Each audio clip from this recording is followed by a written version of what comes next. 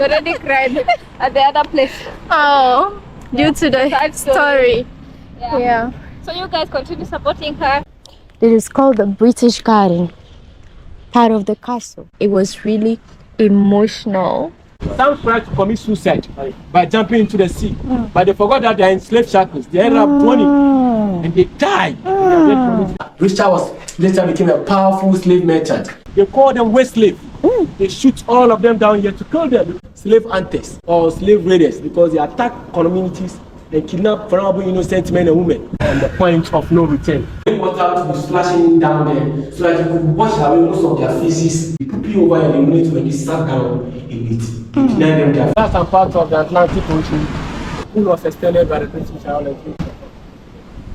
You see a picture of this edifice on the temple. It is 23 feet deep and it is 53 feet wide for 117 years. Guys, how are you all doing? I hope you guys are doing well. I'm also doing extremely okay. Today's video is about history. Today we want to go to the Osu Castle to learn a bit about history, the slave trade and all that. Mabel. 1683, the Portuguese were leaving this colony and selling it also. The Danish people got information, then quickly came back again to acquire this castle back again from the Portuguese. Occupied it, continued their trading activities down the line, then initiated the slavery business. But then they discovered some colonies around the Caribbean, invested into the sugarcane plantations. So they need people as labor on those plantations, which is why they came back again, partially into this slavery business. So they started it partially. It later became well established from them, especially from the 1700s. It became well established from the Danish until they abolished it around 1807. They were able to transport millions of ancestors through this part of the colony to the Caribbean. So from 1807, they were not into slavery activities anymore, but still occupied this part of the colony, invested into some plantations, doing some activities. But at a point in time, the farming wasn't bringing enough revenue as they anticipated at the beginning. So they thought it wise to leave this colony. Whilst leaving, they signed an agreement between them and the British. And the British paid an amount of 10,000 pounds to acquire this castle and other few forts that the Danes were possessing. So initially, the British were also occupying the central region using the Cape Coast Castle, which is where they did most of their slavery activities and administration. So after acquiring this castle from the Danish, the British then relocated from the Cape Coast Castle into this castle. When they came to this castle, because the Danish have already abolished slave trade before selling it to them, the British also took a decision not to partake in slavery within this part of the colony, but rather only engage in governance and administration until they grant us our independence on 6th of March 1957, which was pushed by our first leader, Dr. Kwame Nkrumah. So when we gained our independence from the British, Kwame Nkrumah also chose this place to be his working office. He was trying to tell these colonial masters that after all, a black man was also capable of running his own affairs in his country. So this is where Dr. Kwame Nkrumah used to be working from. After Dr. Kwame Nkrumah, other leaders that came after him from 1966 also continued to use this place as the seat of government until February 2013. So from 1957 until February 2013, this is where Ghanaian president used to work. Just 11 years ago.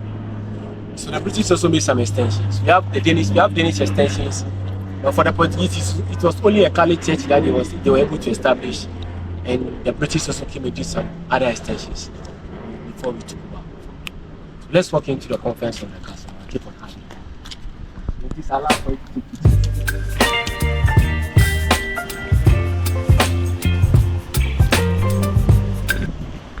That's the conference of the old castle. Yes, so the first part of the castle was the first floor, which is of heritage Ibadan, and no storage facilities built. And the stairs to Ibadan, these were all being extended around 1661. And our trading activities was ongoing, it was expanding. So they later built more extensions of storage facilities. These are on the right hand side. These buildings were all extensions of storage facilities done by the village to join the earlier one. Also done by the Danes, named after King Christian VI of Denmark. Those are we saw on the left hand side, below this building, they're all Danish extensions to join the earlier one, named after King Christian VII of Denmark. Also extended around 1791. So, and this stick entrance was extended 1719 by the Danes, also named after King Christian VII. So the Christian need to be called the Christian Bob. So it's Christian's house, Christian's stone, or Christian's fashion. Let's first explore Water Reservoir. It was being done by the Danish to be used to collect water during the rainy season. When it is rain, they try as much as possible to divert most of the rainwater falling from the storage facilities and goes running within the courtyard. Because after the rainy season, any amount of water they're able to store in this reservoir, that's what they're going to depend on throughout the dry season until the next rainy season annually. And it took them 10 years to construct it from 1753 until 1763. So the depth that they are looking at is 23 feet deep. It is 23 feet deep and it is 53 feet wide. It is very now, we don't use to store water anymore, but formerly they used to harvest water during the rainy season. Depend on it until the next rainy season. But these were all storage facilities. There wasn't any dungeon at the beginning to keep the girls put up. The first one over there, that's where they kept the boxes of gun and gunpowder. And the second part was used for storage of gold ounces and ivory for our people. Yeah, so for gold, for gun and gunpowder, it has two entrances. The first entrance and the second one really leads you to the main storage center. And these are some of the original entrances that we are looking at for so many years, for 117 years.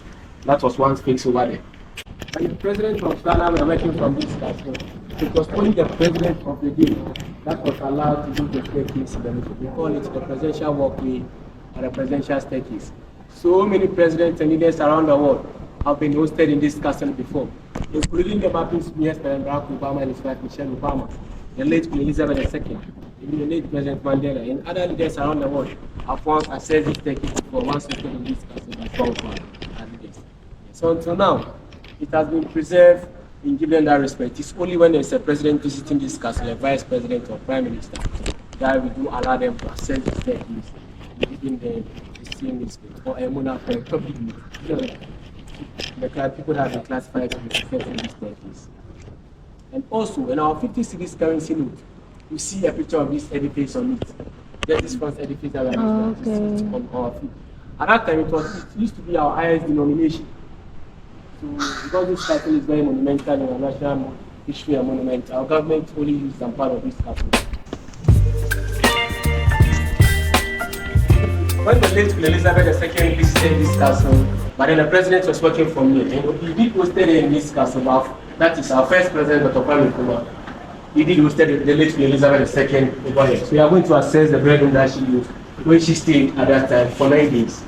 She stayed in this castle for 9 days before returning back to the UK.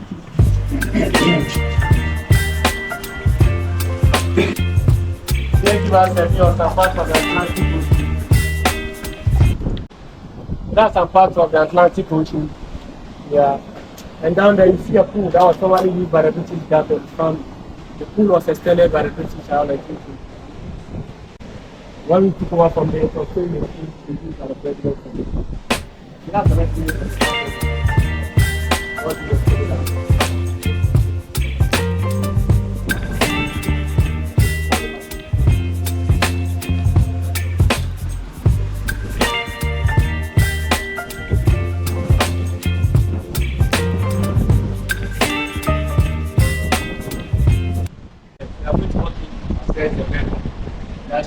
Shoching to Ghana, 1961. So this is where the late Queen Elizabeth stayed just for 9 days when she visited Ghana, 1961. It's the same mattress that she used. It's a blanket that I've been changing. It's the same window that she used at that time, keeping some of the clothes over there. The entrance over there leads you to the bathroom and the toilet that she also used during that period. It used to be a wooden floor carpet. And as time goes on, because now was deteriorating, our government decided to replace it with a floor tile. Which is now in the round bottom. You see this floor tile within this room. And that's the balcony of the resident, where we stand and have a view of the courtyard and some part of the castle. She came alone, she didn't came with her husband, she came alone. Yeah. There's a famous video that is with our first president, Nkrumah. Yeah, it was that time when she came to that area, they danced together. So it was included she danced? Yeah, Nkrumah was supposed to be China. There is a bit of history about this place. You see, there are foreigners even here to actually learn about our history. So we have come here to give you, the history of Ghana. So come on, let's go. So the old castle is end at the British extension on top over there. And our government extended offices over there to join the border. So that's where the president used to have his personal office. The vice president and senior staff using the office. It's still being used by some government agencies. Over there used to be a flagpole. There used to be a flagpole over here, waving the flag of the colonial master people, either the Danish, Portuguese, or the British. And this is one example of the cannon, the smaller cannon that you see on top of the castle, mounted on top strategically, being used to attack the enemies from this direction of the castle when these extensions wasn't there. And also, you see some of the layers of the stones. It was all about layers of stones and lime and a bit of sticks. There wasn't any irons or whatever they used to put at the beginning. And also, one of our presidents worked from this castle, and he decided not to use this office that was formerly used by the president. Strategically, to this part to be his working office. We call it his secret personal office because at that time he was protecting himself from his enemies. He wasn't a legitimate president. He was a military head of state. That was the late Flight Lieutenant Jerry John Rawlings, the Senate president. You are going to see one of his secret offices.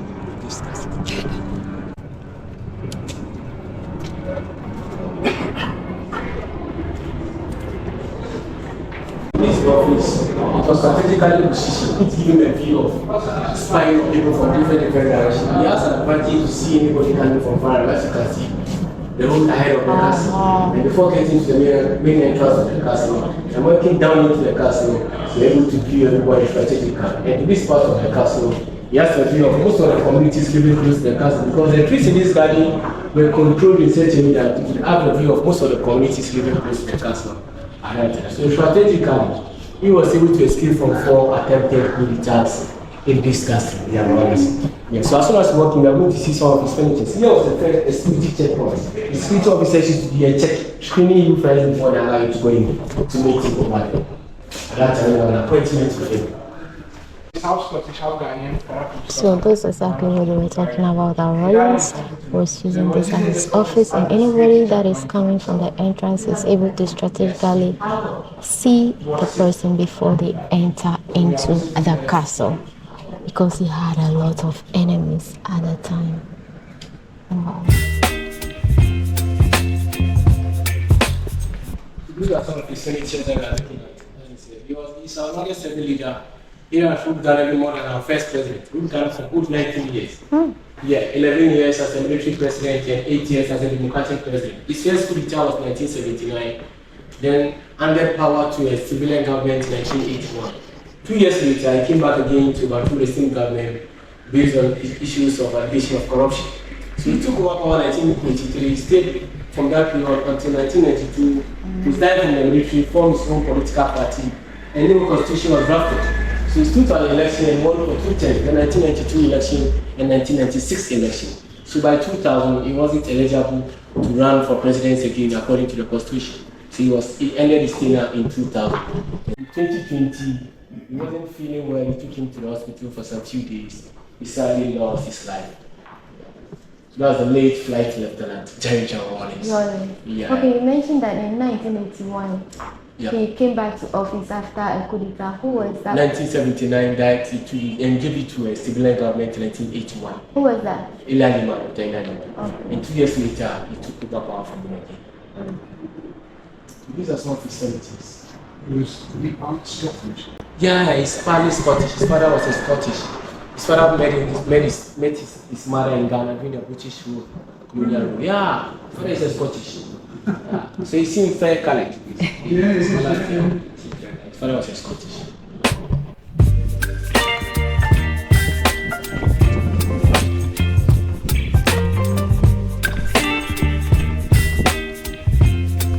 Hello, sir. Please, at which point did a champion become president? Champion also, his school teacher also, they are good before Rawlings. Oh, okay. Yeah, his school teacher was earlier on before Rawlings. That's why Rawlings came in prison. Yeah, charge them for what are you like, use the prison money. Yeah. This is the Makane chapel that was extended by the Portuguese.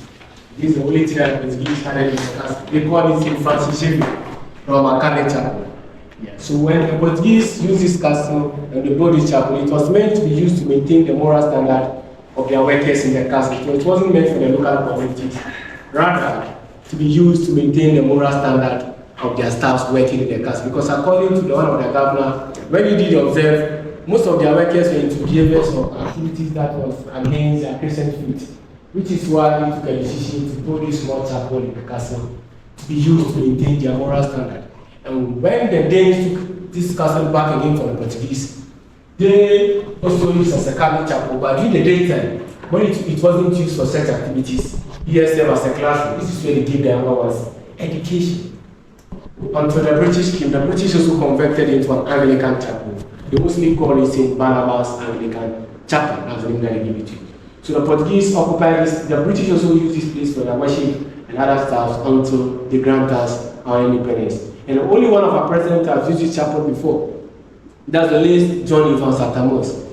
He's our only president who was using this castle as a seat of government, used this chapel for his morning devotion church service. And also we see a portrait of two personalities. The first one, which happens to be our first president or leader, Osagyefo Dr. Kwame Nkrumah. And the second portrait is a man that we call Nana Assimini. This man once became a governor of this castle between 1693 to 1694 because he made a rebellion against the Danish and defeated them. He once served as a cook in this castle to the Danes. He actually came as a spy because by then the Danes were into slavery activities. The community that this man comes from were against his business. He wanted to stop it by attacking the Danes. So they thought it wise to do that, to know their weakness first before attacking them. Which is why this man was sent as a spy by his uncle, who was then the leader of the community. He came and lived in this community as a trader. He became very much familiar. And they normally employed people to be serving them in this castle. This man also joined a group of people who were seeking to be employed in this castle at a point in time, and he was selected. He was specifically chosen to be part of their cook. While serving them that is spy on their security and study whatever they were doing for a period of time before resigning as their worker. They went back to his community, gave his leader who was then his uncle all the detailed information that was gathered within the period that he was serving in this castle. His uncle then selected 80 strong warriors from their kingdom who joined this man, brought them down in 1693, infiltrated this castle with those warriors, broke their own ammunition rooms, used their own weapons to attack them. He was able to defeat them. That's why he was later introduced to be the governor of this castle. But he served only for 1 year because exactly 1 year later, 1694, the Danes came with a group of delegation who made a dialogue with this man and agreed to pay him 50 marks of gold. They paid him the 50 marks of gold. He then surrendered this castle back again to the Danes, and he and his warriors evacuated this castle. The Danes took it over until they ran their activities again and selling it to the British. So he served as a governor from 1693 to 1694. Once exiting from this castle, he never agreed to give them the old keys of this castle, all the keys of the entrance of the storage facilities and his offices. He took it all back to his community, only to serve as a proof that he was once a governor of this castle. So until now, those keys that he took away from the Danish are still within his community. Within that same palace that they call Akwamufi or Kwamu Palace, you see the first keys of this castle.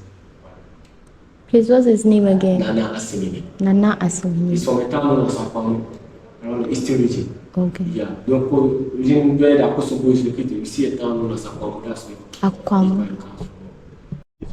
This is where our people were bringing their crops, their spices, their gold, their ivory, the exchange of alcoholic beverages, tobacco, gunpowder, and other few products or textiles. It depends on whatever that they negotiate. So they value each other's product and exchange whatever they had. At the beginning, it was a good win-win situation. It was a peaceful coexistence between them and our people.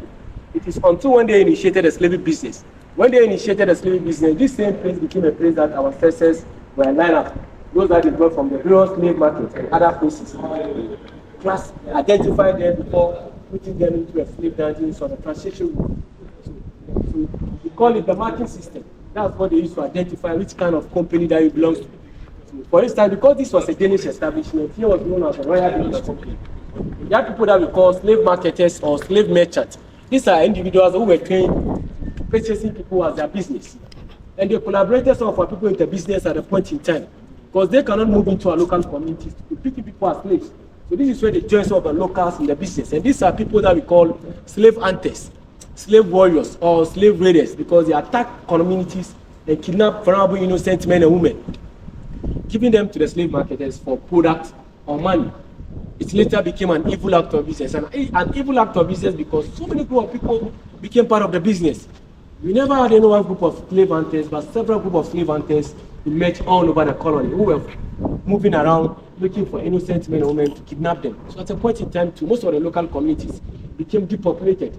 If you walk into a particular community, it was almost nobody for you to find around.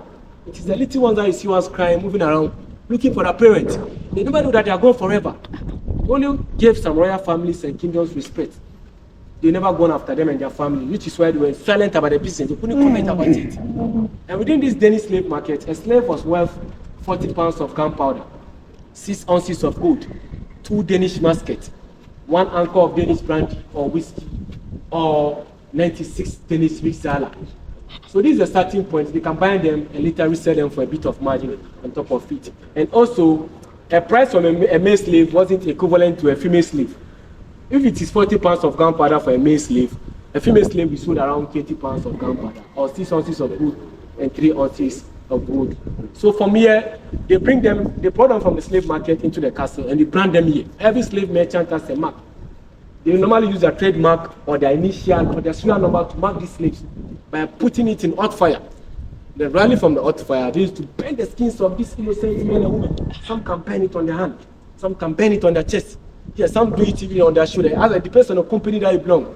For example, for the Manchester company, they normally brand their slave on the right-hand shoulder of their slaves. And for the Liverpool, it is on the left-hand side. And for the Danish royal company, it is either below the shoulder of their slaves, or sometimes on their cheek. This is when they burn the slaves. They put them in slave shackles. A slave shackle was able to connect 50 slaves at a go, so it's difficult for one person to escape. There's a chain between your hand, that of your partner. And the two legs, your leg of your partner, there's one around your neck. So the neck of your partner, it is about 2 to 3 feet of interval. That's the distance between you and your partner, 2 to 3 feet of interval. So from here, they drag all of them into the transition room of the dungeon. This is the first transition room that they put in this class. We walk in to see the first.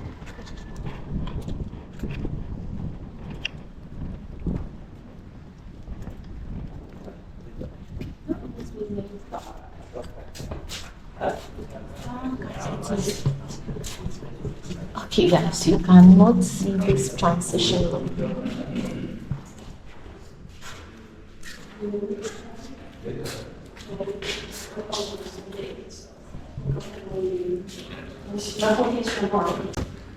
So it was very sad. This is where they grouped innocent men and women before shipping them away. So at the beginning, this is a place that they kept all their products before converting it into a slave dungeon when they introduced the slavery business. Each confined takes a minimum number of 100 innocent people, maximum of 150 people. So 100 here was the least, 150 was the maximum. That's the reality. This is how crowded the place was. We were sleeping on each other in slave shackles. And this is where they have to defecate, urinate, vomit. And this is where the ladies were also having their menstruation. And I'm beginning to, they combine both female and male slaves. They put them together. They never separate them because this is the only place that they had. So 200 was the least for the 2 room and 300. And the least month to spend here was 3 months.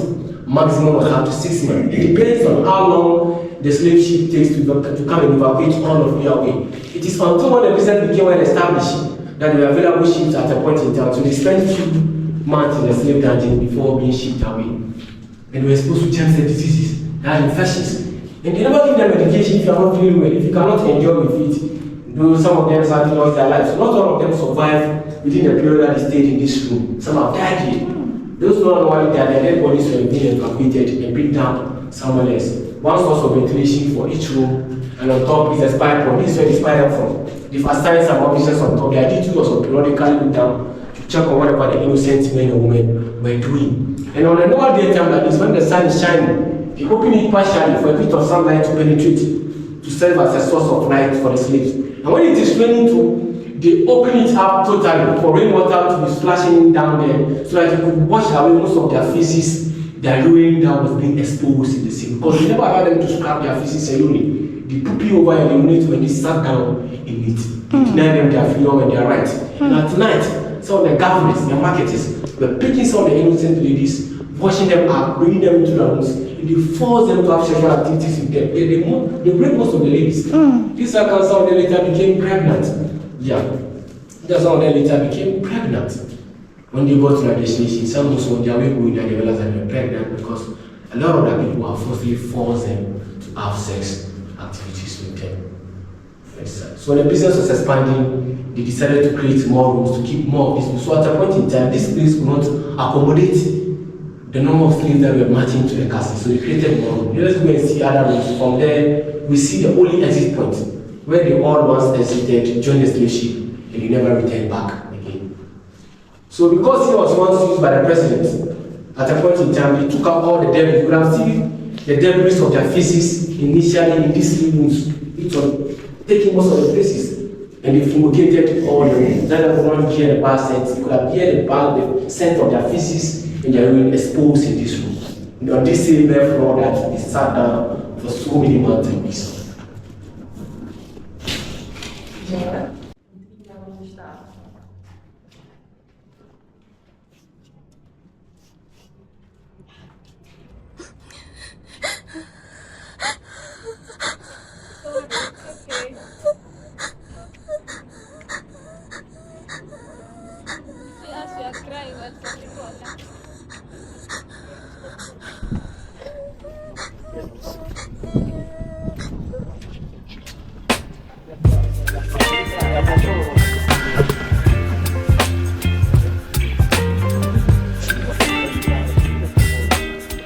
How they design the stairs so that when the slaves are going, they go one after the other. As you can see, two slaves could not go at a time. It was one slave at a time in their slave shackles, dragging each other. In the castle, here leads you to the only exit point. This is where the only exit point for all the innocent people that were kept in the castle before being transported away. As soon as they come up, we are going to go down to see the transition rooms that is created down there and the point of no return.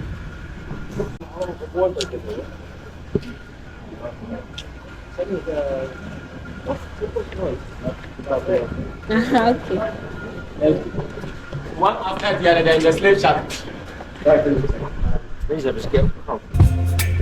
They are coming down. Bukan Yusuf kamu je, eh? Kau tahu nak tu? Baby, you give me ice and fire. You're giving me wind and rain. You turn your lights, you see the underground one. Yeah. Oh, no lights. You have to use your flashlight because it's very dark here. Yeah. Turn on the flashlight and please.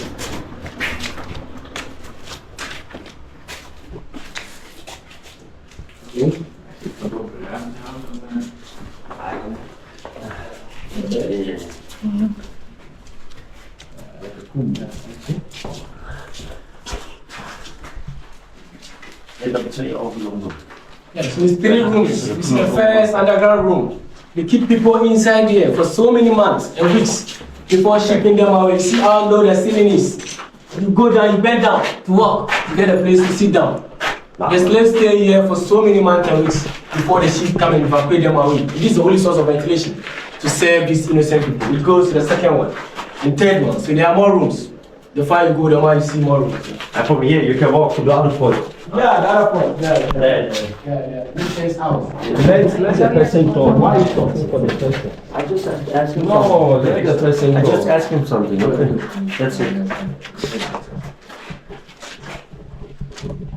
So yeah, this is the second part. This one has 2 rooms. The first extension and second extension. Yeah. The first part takes about 50 to 60 people. The inner one takes about 100 people. So if you walk in there, the inner one spread. 100 people were packed there. And this is the only source of ventilation to serve them. And the last one was there. So the tunnel continues. It formally leads you to a house that was owned by one of the Danish slave merchants. They call him Richard. Richard was later became a powerful slave merchant. Had most of his resources from the slavery business. He was able to build a small fort in the community as his house to put all these slaves over there before passing them through the castle. So an underground tunnel was built through this castle to his little fort in the community over there. Yeah, it is about 2.5 miles from this castle. Yeah. So that's why it is. They kept them in this condition. Some of them actually became blind because of the level of darkness. When the slave ship came and they brought them out, some could not see anymore, and they classified them as way sleep. So when the ship comes, they all have to come out. We are going to use a gate that they normally pass out before joining the ships. In this condition, they are kept in this same level of darkness.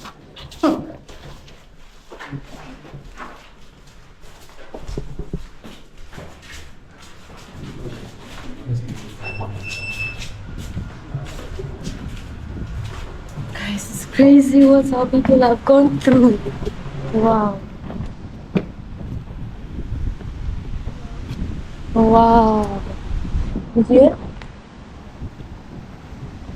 It's where they all come out to join the ship. From here? They come out from here.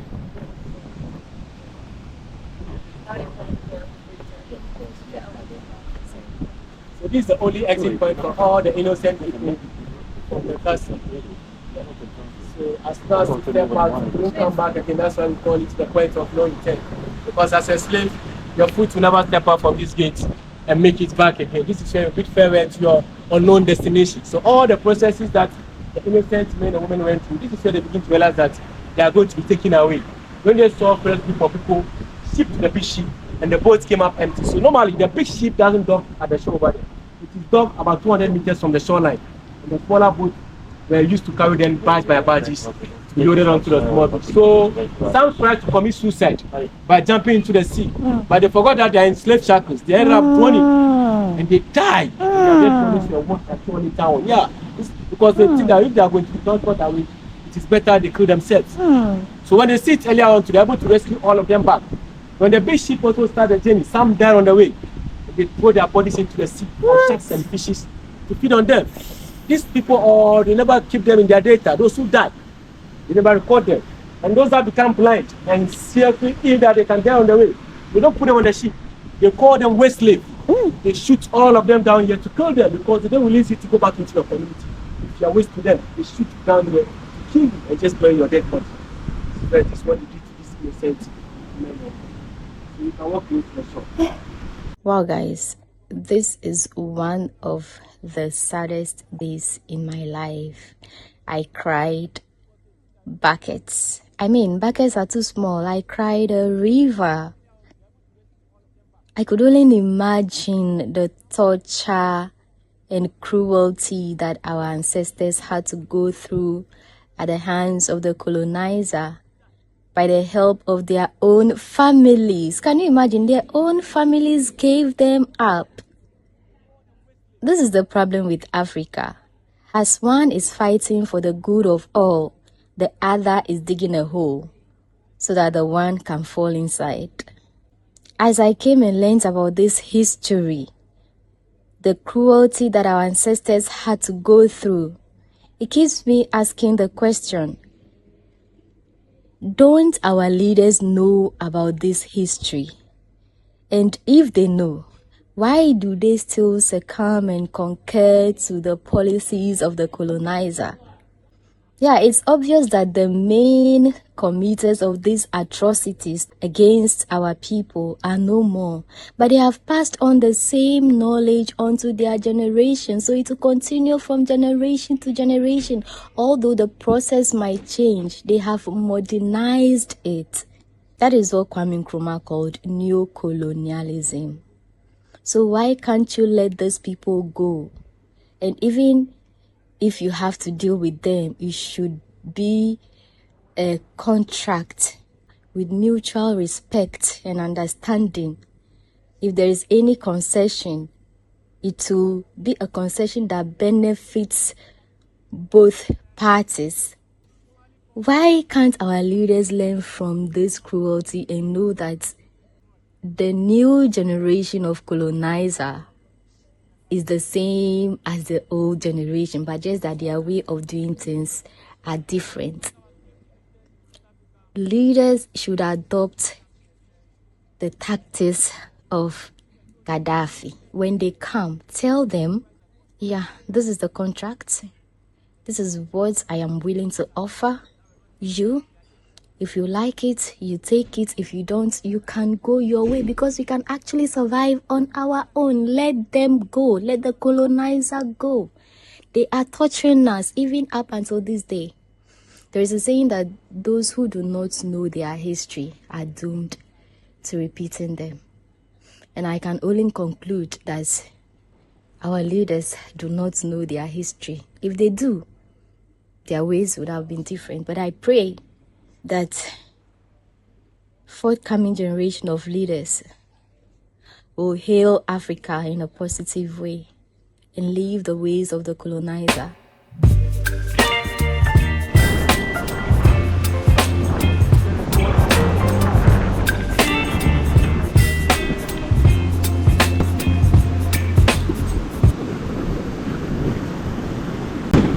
invasion of the Caribbean, the US Virgin Islands. It was formerly called the Danish West Indies. St. Thomas, St. John's, and St. Croix. This is where the Danish were shipping their slaves from this castle to the Caribbean, give them on sugarcane plantations, and also crossed by cotton. When we talk about slavery business in West Africa, this is where the Danish established themselves and shipped millions of us. So we are putting their figures in millions because we thought it was that most of our people died in the process that we never counted. And some were also being transported illegally that were not recorded in their data. So it is millions of our people, not thousands of others. According to the Danes in the National Archive, they are claiming that it was roughly about 120,000 slaves that were transported from this castle.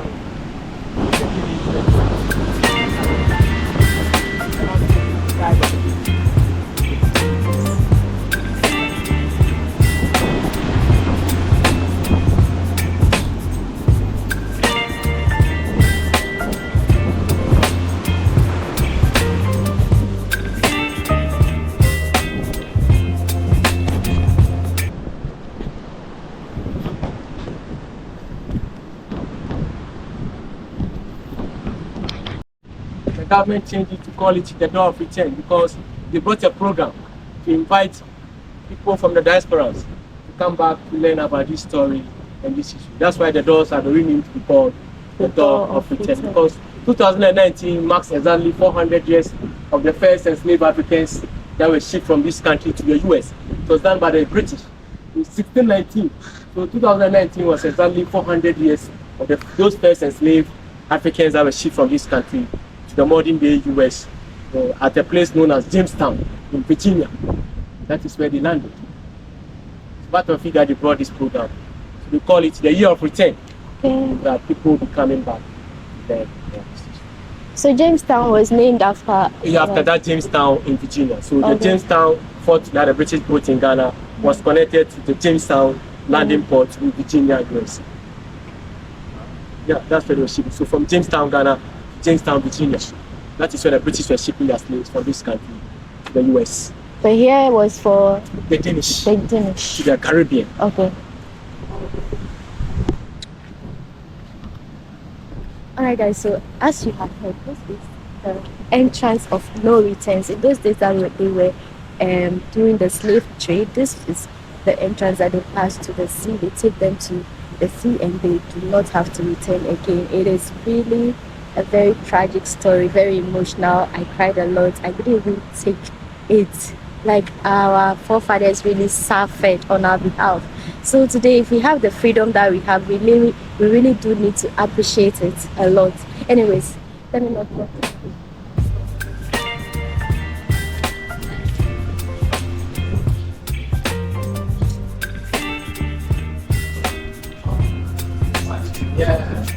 One person.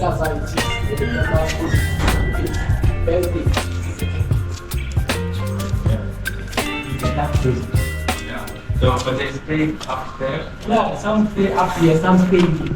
Oh, it's not, they stay 6 months there and then additional. No, there was additional because there was getting crowded. Yeah. Getting more room here to keep more. Oh, okay. To keep more people. So Once the ship arrived, then they took people from yeah, I come here before okay. the meeting. Okay, so they just... So now, this is the garden.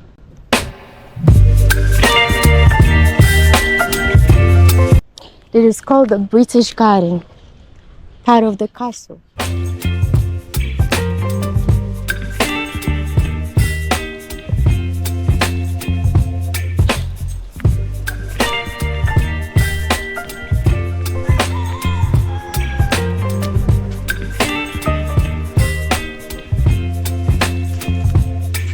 Baby, you give me ice and fire. You're giving me wind and rain. You're some kind of butterfly.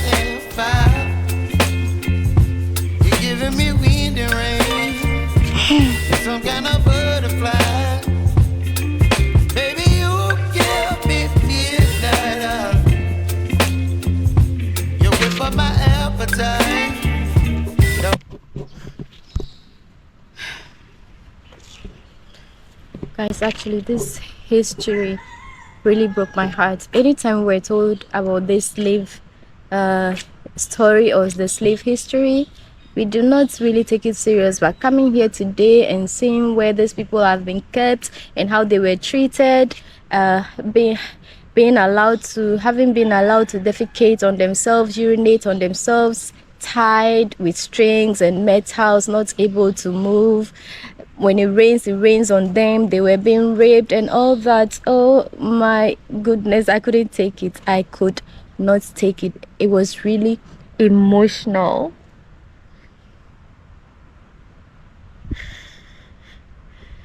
was an emotional moment for me. I could not take it. Like, I couldn't imagine myself in such a situation. Do you understand?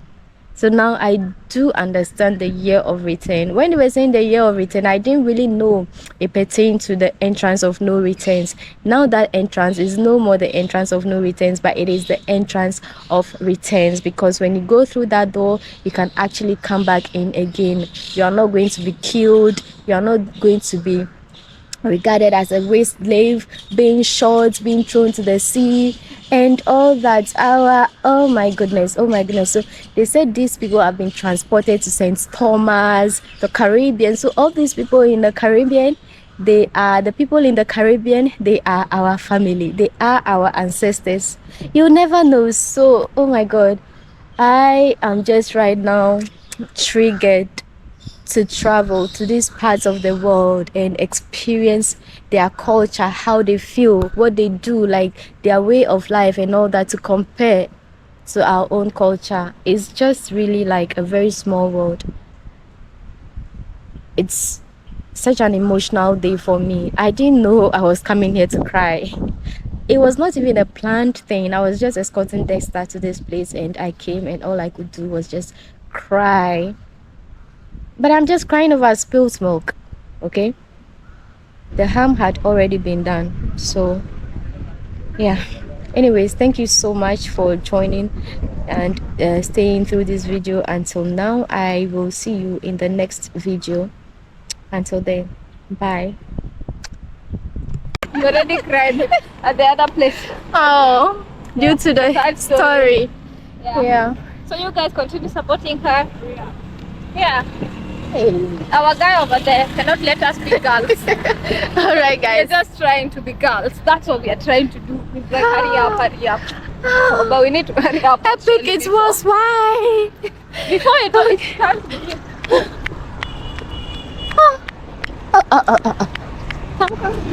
Keep going.